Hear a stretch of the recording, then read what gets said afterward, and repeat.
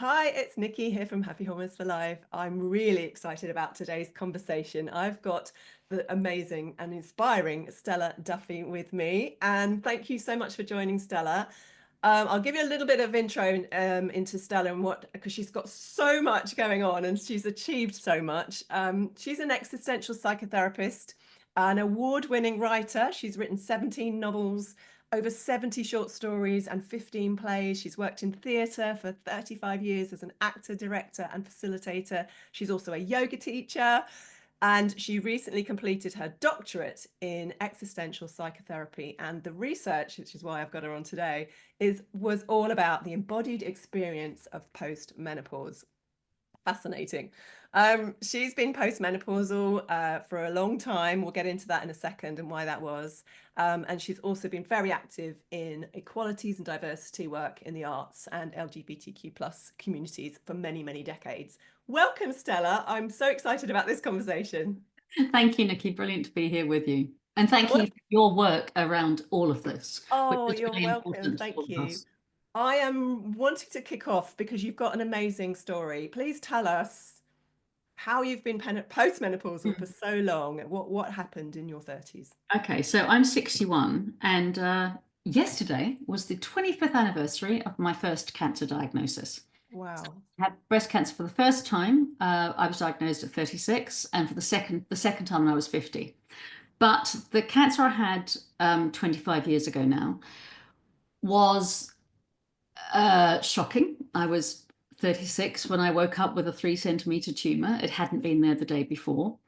The treatments then are different than they do now, and the chemo that I had was likely to make me infertile and menopausal immediately. So, as well as having chemo, I went straight onto Zoladex, which is anybody who's listening who's had breast cancer may have had been offered Zoladex if they had a hormonal related cancer. When I was diagnosed, we weren't diagnosing for the hormones either in 2000. That happened a few years later. So I went straight into, well, I did a quick egg retrieval in the hope of becoming pregnant. That didn't work, and later on, and I remained infertile. But at 36, I went straight into menopause, complete with 40 hot flushes an hour. All the stuff that everyone finds difficult, night sweats, not sleeping, insomnia, um, you name it, I had it. But I had it out of the blue, and I had it while having chemotherapy, while losing my fertility, and in my mid 30s, which was shit, frankly. But what it's given me, and this is a long time later, and I'm really not one of those people who think, oh, every terrible thing has a silver lining. Lots of terrible things, and I say this as a psychotherapist, don't have any meaning at all, and they're just awful. But we can also choose to find some value in them. The value that I've found in my experiences have been that I have been postmenopausal now for, I mean, I did get a few periods back after chemo and after Zoladex. I did try with the embryos, but they all died in me. But I've been postmenopausal very clearly since I was 40, and I'm 61. Now, from my perspective, postmenopause, if I were to say that I'd been living deficiently for the last 21 years, I would be dismissing the amazing life I've had, the phenomenal work I've done, the books I've written, the plays. I've performed off Broadway, I've performed at the National and the Globe. I would be dismissing all of that by saying I'm too old because I'm postmenopausal and everything I do is less relevant. We do live in a culture that doesn't like us to age, and it doesn't like us to be old women, and it really doesn't like us to lose our fertility. And I say this as someone who's been childless not by choice for a long time, because so much of our culture values women by our fertility, because so much of our culture values us by our youthfulness, which is a secret way of saying still fertile, because our culture thinks that older women are less valuable, we have a real problem facing us, which is that younger women are now thinking that menopause is going to ruin their lives. They are now thinking that postmenopause means they're just old, decrepit, and had it. We have created a very strong negativity bias as for younger women as they approach menopause. part of the work that I'm interested in doing is redressing that balance. Yes, we need to know how rubbish it is. I had a rubbish menopause myself. I don't ever think that we can say, oh, it's fine. We know that about 30% of women going through menopause don't have symptomological problems. We know about 30% have really difficult problems, and about 40% are somewhere in the middle. That means that we are telling younger women and younger trans men and younger non-binary people, we are telling them that this awful life experience is coming and you're going to be stuck with it forever, rather than it's just another life transition. Puberty was a life transition. For your listeners who've had children, becoming a mother is a major life transition. But we're not interviewing women in labor and saying, tell me what it's like to be a mother. We are interviewing women in perimenopause and in the throes of very deep menopause, going, tell me what it's like to be in menopause, and let's extrapolate for the rest of our lives from that. Yeah. So, my research, I talked in depth interviews with 8 women. I gathered research from all over the world, and basically, I heard difficult stories, fine stories, really problematic stories of the transition, and wonderful stories of thriving out the other side. Very That long is what answer. that is what I want to focus on, because we all know the problematic side of menopause. Mhm. We've been Mhm. we've been aware of it for some years now, and there is good stuff along with that increased Absolutely. awareness. Obviously, Well, we need to get one of more. the things I think is really important to notice is that for people who do not have access to contraception, menopause is an enormous release from unwanted pregnancy. Right. And that is the global majority. Yeah. It's a very privileged position to sit in the wealthy West and say, menopause is the worst thing that can ever happen to a woman. Well, not if you're part of the global majority for whom free and accessible contraception is incredibly difficult, if not forbidden. And we really have to remember that for a huge amount of people, the freedom from periods and the freedom from unwanted pregnancy is enormous. Yeah. Yeah. For us, it's a different, like you say, a different transitional phase in Yeah. our lives. But for other women, it's the savior, isn't it? It's Totally. There's a fantastic study. It's Amini and McCormack, and I'm pretty certain it's 2018. And it's on the lives of older Iranian women. And a couple of the women in this study say that for the first time in their lives, they were able to have conversations with their husbands about the kind of sex they enjoyed, oh, because sex wasn't just for procreation. yeah, It was the first time they were able to say, I might like this thing, or you might like that thing. And that's what menopause freed them for. mm, mm, And I think we need to pay more attention to it.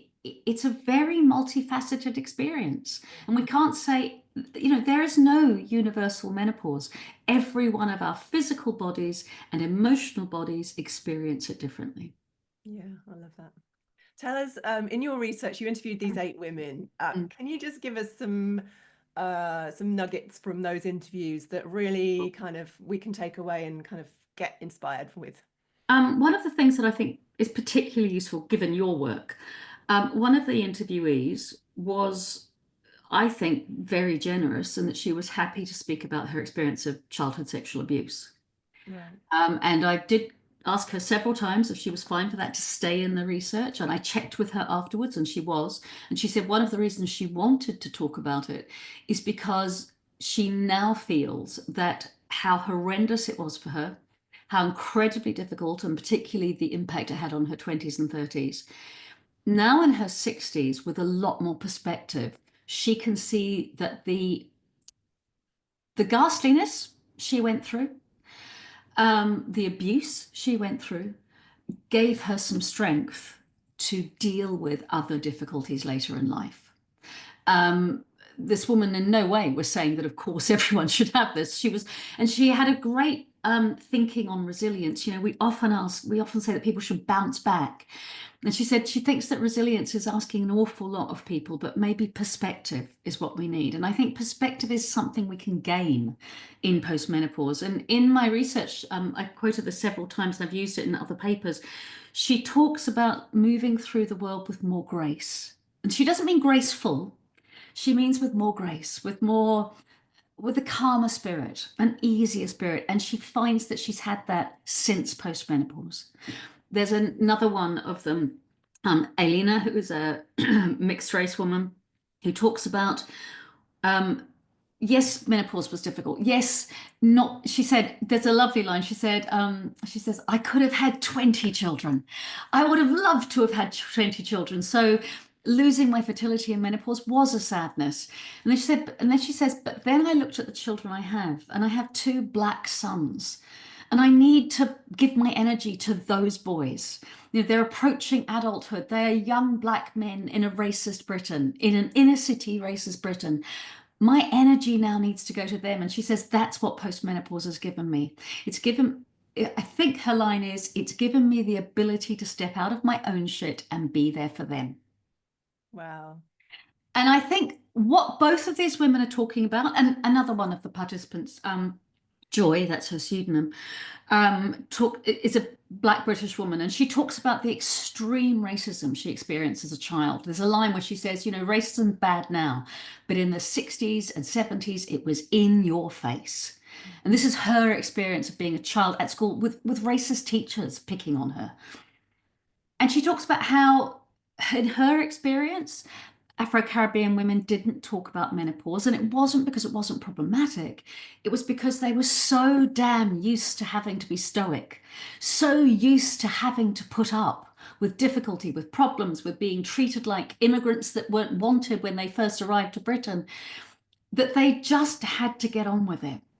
And she Mm. says that while she is practiced in getting on with it, she is also fed up with that.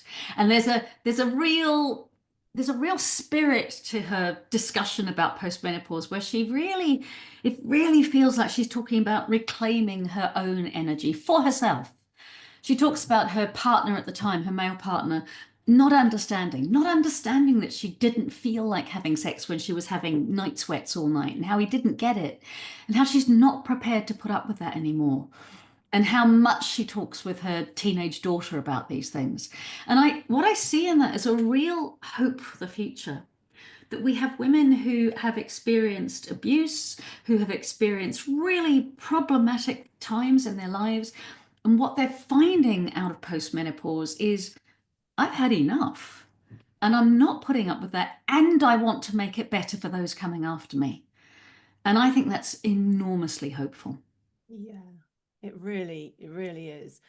Did you get a sense from the women, any of the women that, or did they change their lives as a result of their new kind of insights around not caring so much about what others expecting of them, Yeah. maybe not people pleasing as much as they used to, Mhm, mhm. all of that. Did they change anything that made their lives better in a practical sense? Yeah, there were a couple of really interesting things there. I'm only using pseudonyms just so your Yeah. listeners know. So, Gina talked about having really bad hot flushes, and her mother had been very kind of dismissive. Her mother had had a very easy menopause, she said.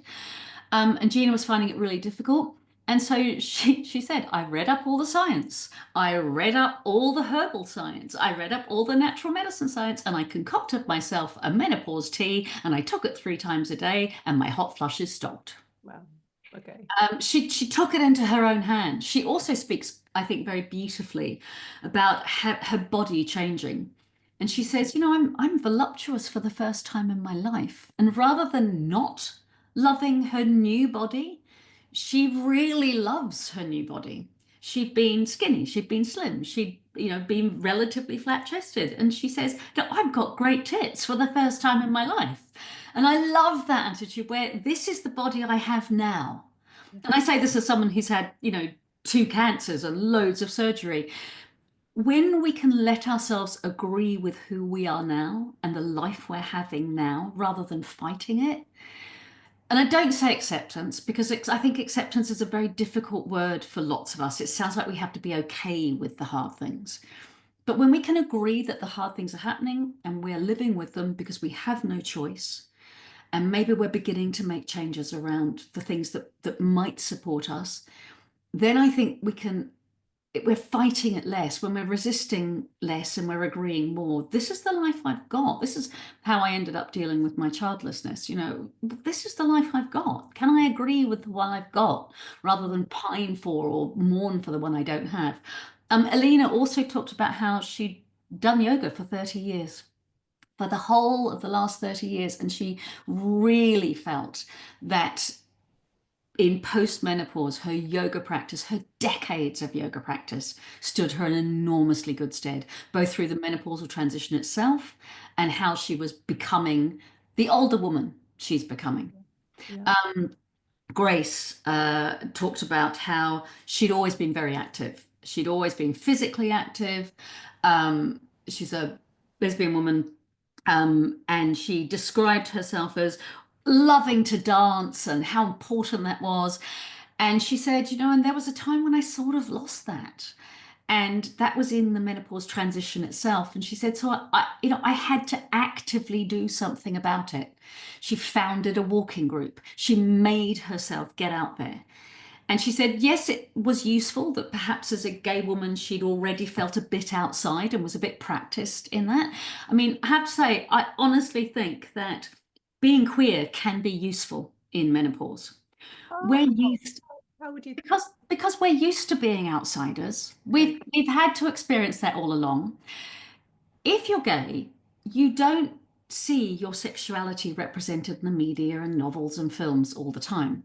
You probably have to have a conversation about how we're going to do sex that isn't what we've seen all along. It isn't just, the heteronormative ways, the penis and vagina tradition that has been assumed to be great for everyone, despite the fact that we know that 70% of women do not come from penis and vagina sex, and the vast majority of men do. So, heteronormatively, it's already presaged on male satisfaction and not always on female satisfaction. Well, queer couples have had to have those conversations already. We've had to discuss that. So we have the experience of being made outside. We have the experience of feeling like the world doesn't really include us. And we have the experience of going, my body isn't doing what they tell me on the movies it's supposed to always do because my body likes it different. What am I going to do for myself instead? And I honestly think that queering menopause could be really useful for the heteronormative community. It would also really help the queer community if the heteronormative community would remember that we exist. Because so much research seriously, Yeah. what really depressed me when I came to do this, because I looked at studies over the last 30 years, and it's so recent that we've started to include gay women, that we've included non-binary people, that we've included Black people. I mean, the appalling amount of research that is only on white bodies. Mm. And as a childless woman, so much of it is on mothers. And, at the moment, only 70%, but only 80% of women are mothers. In another 5 to 10 years, it's going to be only 75%. 25% is not a tiny minority. Mm. If a quarter of women are not mothers, we've got to be including these people in our research. Mm. So, in my research, you've got Gina making her own menopause tea. You've got Joy and Paddy, I think, are the two who were using. No, Joy and I don't want to get their names wrong. Two of them were using MHT, menopause hormone therapy, which is a more appropriate term than HRT and much more used in America now, actually. We're not replacing anything, we're taking a hormone therapy, and that's fine if it suits our bodies and it works for us. But let's not assume it works for everybody because it doesn't. People, they talked about dancing. I'm so excited by this, and I say this as someone who had, I did ballet because my mate's mum was a ballet teacher, but I was always going to be too round and too short to be a ballet dancer. But I love dance. So many of these women talked about moving their bodies to music, to dance, to re-find themselves. They talked about their physicality being really important. And I think that one of the things that the conflation of ageism and sexism, this idea that an older woman's body is not attractive and that we shouldn't be moving in the way that we can as older women, I think is really problematic. Well, we shouldn't even be having sex, should we? Because Well, that's totally, yeah, exactly. We that's should, sick. because we're so unattractive, and it's so and we Yeah. shouldn't want it either. There's a great line No. with Maggie, the older lesbian woman, as in older than me at the time. She's only in her 60s anyway, but she has a great line. She says, um, she did her sex drive did drop off in the menopause transition. She was like, oh gosh, that's a shock. I've wanted sex since I was 14. What's going on? And then she says, and then it came back. And she says, because we're trained, obviously, aren't we, that who would want to have sex with a woman over 60? And in the interview, she sort of looked at me and she went, well, it turns out other women over 60. And it's like, it's sure, exactly. And I have to say, there are a couple of people I interviewed before I got my final age who talked about their sexuality changing in menopause, Yeah. coming out as queer women after menopause or transitioning to non-binary or to male in menopause. It is a major life transition in the same Mm. way that puberty is. And we can't necessarily know who and how we're going to become afterwards. And I think that's part of the difficulty of the current contemporary discussion, this idea that we want to be in control and that we want to stay as we were. And of course, we all feel like that. Change is hard for everybody, but it's also inevitable. Mm. You can stick up the biggest barriers and the highest walls you like, but your world is going to change and it's going to keep changing. And actually going with the change, allowing the change. I love that word, allowing, Yeah.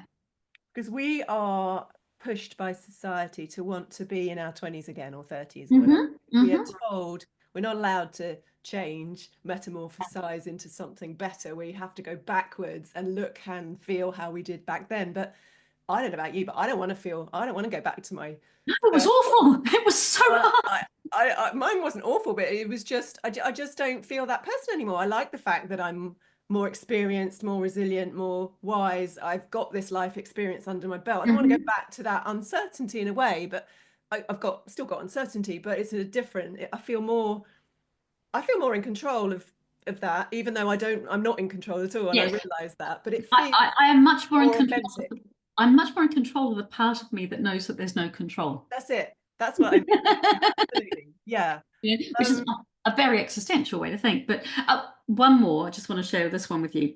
Um, uh, Rita had this brilliant thing. She said, well, I don't know about all these other women who say their libido dropped off. I felt like I was a 14-year-old boy all the way through menopause. She said her sex drive took off. And that happened in the research. There are people saying that. It's not that it always goes. It doesn't go for all of us. And we can find ways of getting it back too.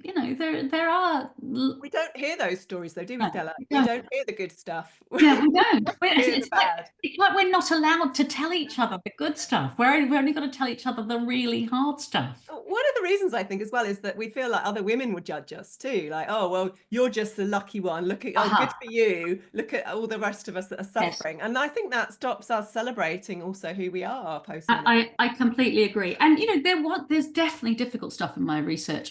Paddy had had a diagnosis of osteoporosis only 3 days earlier.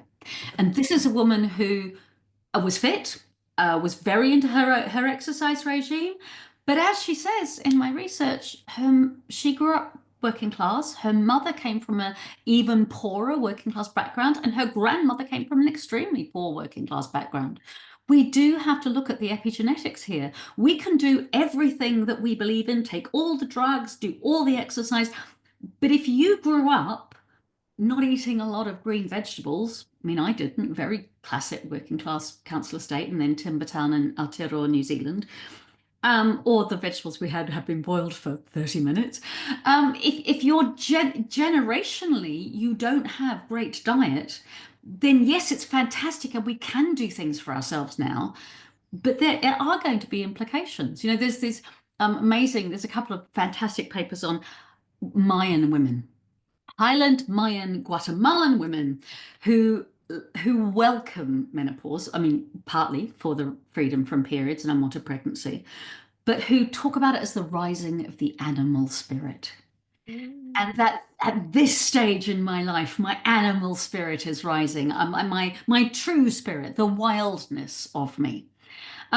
These women, there's a big study, Bain and Martin, can't remember the date, sorry. Big study using X-rays and MRI machines that they carted up mountains on these women and their North American counterparts. And they did it on hundreds and hundreds of them. And these women have exactly the same rate of osteoporosis as North American women, but no fractures. Oh, Yeah. interesting. And And so, what was the reason for that? well, there's a bunch of reasons. One is they exercise because they have to well into their late 70s. They are carrying water to and from crops, 2 miles there, 2 miles back, twice a day. They're walking, carrying heavy things. So it's strength training, it's weight training, um, every single day. They have a lot of calcium naturally in their water. It's all already there from childhood, and they don't drink. Mm, And I say this as somebody who gave up alcohol 7 years ago, and I really wish I'd given it up sooner, right. particularly what I now know about the risks for breast cancer, but also just because it's so rubbish for our bodies. And we live in a culture that really gets upset when we talk about the problems of alcohol. And you don't have to be an alcoholic for alcohol to not be very good for your body. And a lot of women say in the menopause transition that their body doesn't. It doesn't absorb alcohol the same. It doesn't process alcohol the same. I was just finding I was just knackered all the time when I drank. And I have a lot more, I mean, I have a lot of energy anyway, but I have a lot more now that I don't. I So, think a lot of you just have to listen to your body to know what it's doing to yeah, you. You know, the yeah, slightest tinge of a headache, well, that's totally. affecting your brain. The Yep. joint pain you get, the tiredness, the lack of sleep, it affects so many different things that we tend to ignore that because we feel like Oh, well, I it's mean, the benefit. We feel like it has benefits, but actually it's really temporary, the benefits. Like you might feel a bit more relaxed, but that's more of a crutch, a habit crutch. You yeah, can well, do other it's things that make you more relaxed.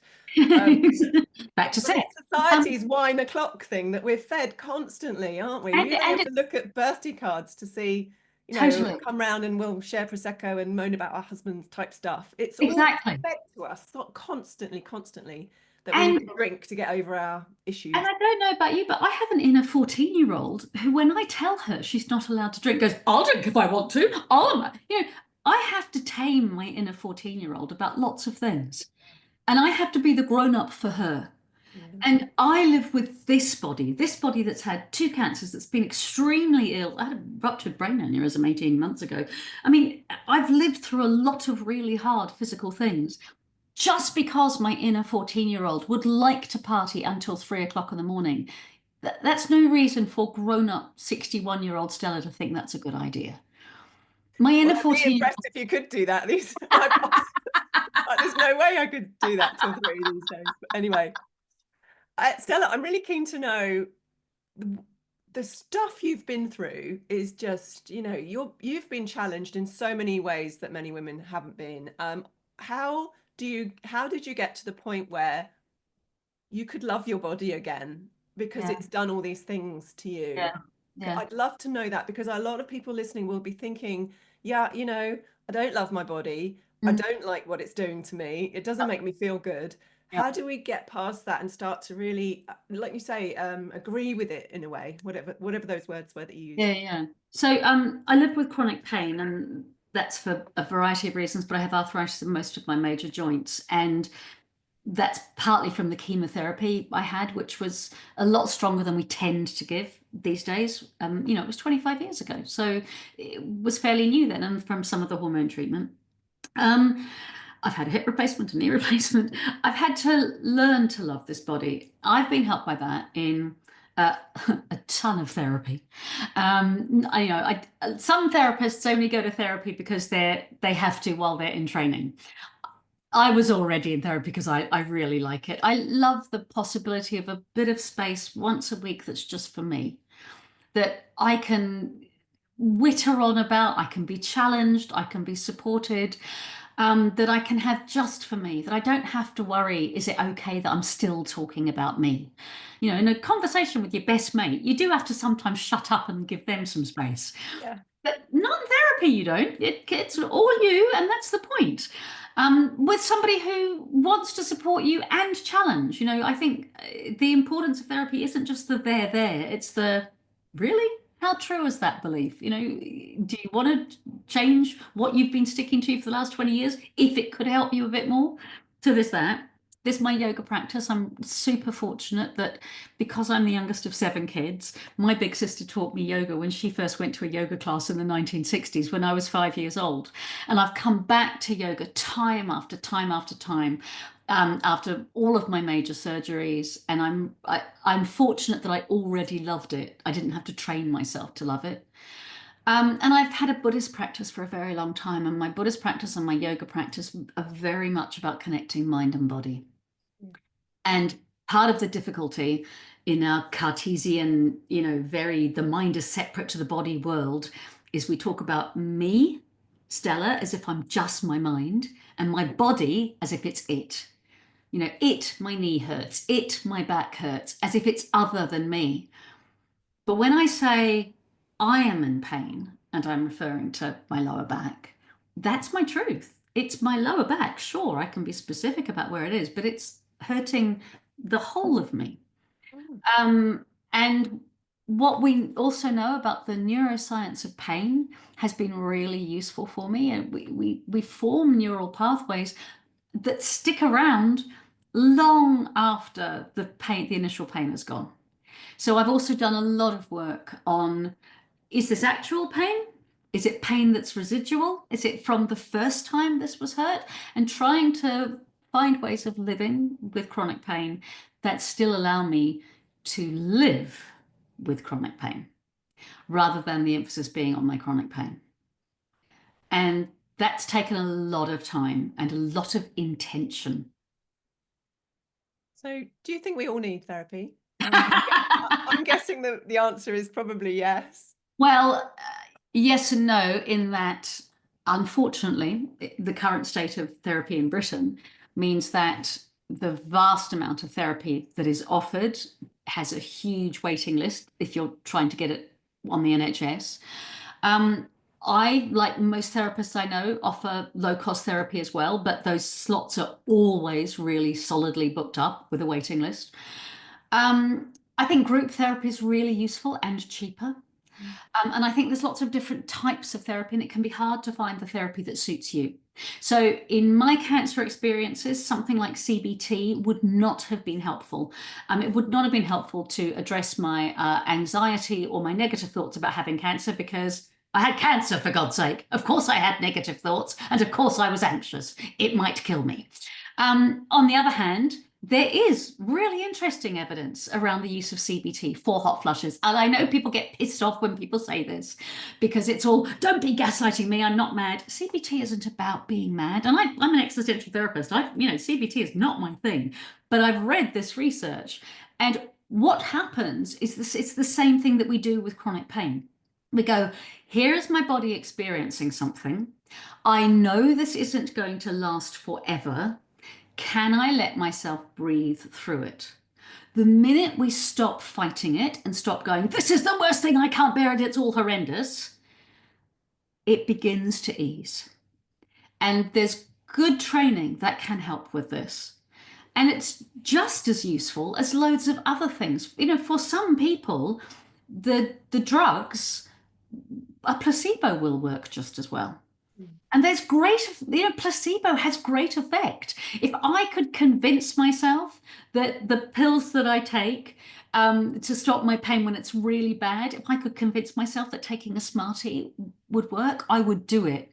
Because the evidence around placebo is so interesting. Our brain is so powerful, we can control a lot of the things we find difficult. Yeah. But we have to trust that we can, and we have to do the work to get there. Yeah. So yes, therapy is great, but so's walking in sunlight. So's vitamin D.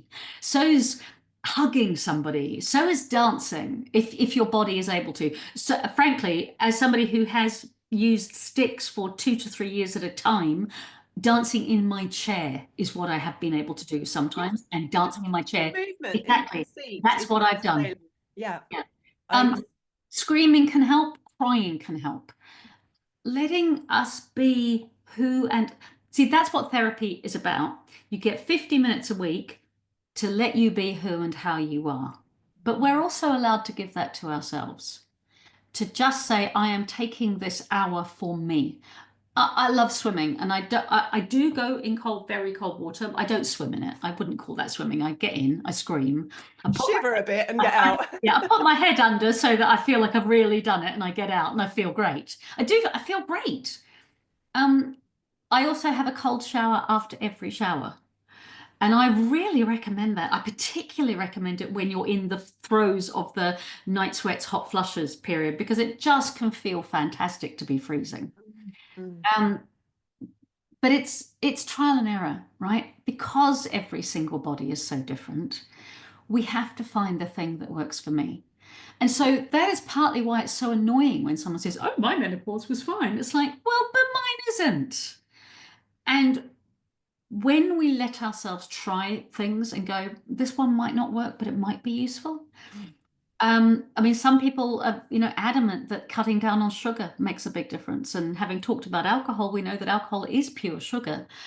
Mm. For me, stopping eating chocolate would just be a step too far, frankly. Yeah, me too. Um, no Thank matter you. no matter how good it would be for me. I so agree with this whole thing. I talk in the book about every woman needs to create her own jigsaw puzzle of Yes. as a toolkit because there are Yep. so many different pieces to wellness, and Yeah. the mental side of it is huge, and we always like, well, not always, but we often exclude that. We're looking at Uh-huh. diet, exercise. We're not looking at how are we thinking? What are we how's Mm. that talk? How are we talking to ourselves? Because that's often just abusive. Oh, totally. And that doesn't help your physical health, but the Mm. mind body connection is so strong that what we're doing in our heads is equally important as what we're eating on our plate and how we're moving. Absolutely. But also, it's not just in your head. Your spine is part of your brain. The limbic spine, because of evolution, is part of the brain. The gut brain, what we feed our gut, is part of the brain. We're so used to talking about ourselves as if we're neck up, Yeah. and we're so much more. It's so important. I'm going to finish off with asking you what inspires you personally, because I know you've done your research, but I've also heard you talk about your sisters. Just tell us a little bit about how inspirational they are. Okay, so I had the great good fortune of being the youngest of seven, with one brother. As my one of my older sisters says, we have our mum had two kids, six girls and one boy. Because the one boy, I mean, actually, my brother's amazing. He's really great with women because he grew up with women. You Um, should be. yeah. So my big sisters are phenomenal women. Unlike me, they didn't have the privilege of loads of education because I was the youngest, because we were poor. I got to stay at school long enough to go to university. They all left school around 15, 16. Um, my sister Shirley had a stroke 18 months ago and has some early dementia, but she's amazing. She got her handwriting back. She got her speech back, and she forgets stuff, but she's walking again, and it was a bad stroke. She got her writing back, and it looks again like Shirley's handwriting. My big sister Sandra, when she, for her 50th birthday, went on a halfway around the world yachting thing with a bunch of other women. My sister Veronica, who had four children by the age of 20, I became their guardian when she became a sole parent when her husband left, um, is still a nurse, well into her 60s. She's somebody who's always enjoyed the company of men, and she is a site nurse on building sites. It is made for her. This is a woman That's who perfect. whose hot flushes would turn her beetroot red and dripping sweat, and she just got used. She's in her late 60s now. Just got used to saying to the blokes all around her, one woman to like 200 men on her building sites, I'm having a hot flush now. I'll just keep on with this with the bloods that I'm taking from you. My sister Julie started doing art classes in her 70s. I am so lucky that I had all of these amazing women doing all of this stuff before me. And our mother was pretty phenomenal too. So yeah, I think looking to the women ahead of us, seeing where we might want to be like them, going, "Oh, I don't want to be like that. I won't do that, but oh God, I'll definitely do that." Look to the older ones. They're doing great stuff. And on that note, I urge everyone to follow you on Instagram because I love your feed. I'm just going to finish off with what I've a quote that you put. I can't remember how old it is, but it just really hit home for me. It's not a deficiency disease. We weren't estrogen deficient at 8 years old. It's not an illness and it's not the end. Adjusting takes time, effort, self-care, dealing with internalized ageism and pronatalism, and choosing anew. And there is life out the other side. Love Absolutely. that, Stella. Thank you so much. You're an inspiration, and I'm sure this episode will be lapped up by my listeners, and they'll find it really, really helpful. And people go follow it for Stella. She's amazing. Thank you so much again for being with Hey, us. Nikki, that was a really lovely conversation. Thank you.